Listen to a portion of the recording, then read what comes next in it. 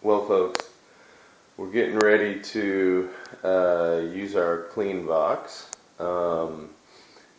It's about 8 o'clock in the morning. We're going to crank this baby up for a couple hours and let the let everything get purged out of the system. Um, we've done a couple thorough cleanings on the interior, and we're going to do it again here before we put the tools and the drives into the device. We're going to do another thorough cleaning. Couple lessons learned on this particular clean box, which is greatly improved from the last one, which was successful. So this one ought to be really fun. Couple things that we learned. 400 CFM might be too much. I don't know if too much is ever even possible, because you want to get as much airflow as you can. So we're putting 400 CFM. Those are each 200 CFM fans right there. When the lid is on this box, there is some major suction. I mean, it's difficult to even pull the lid, the sealed plexiglass lid. It's difficult to even pull it off.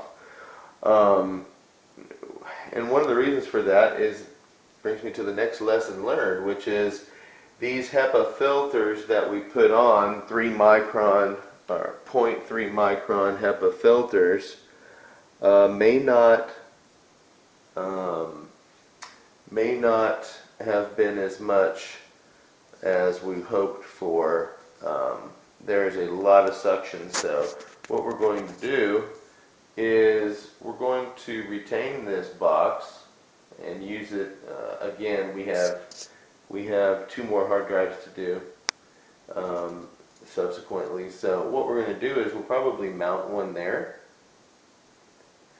and then after we get everything out of the box, we'll open another flap there and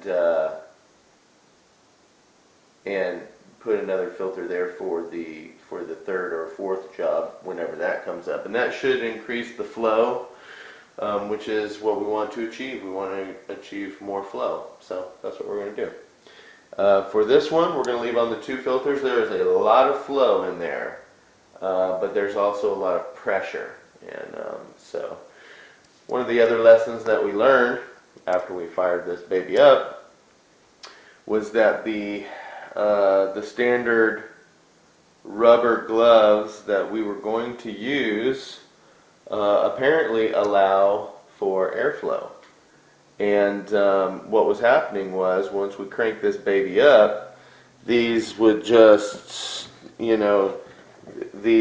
sort of,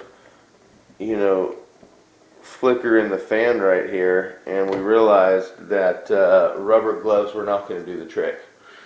So we switched to an industrial strength latex based glove, non-powdered, of course, and we scrubbed those down several times.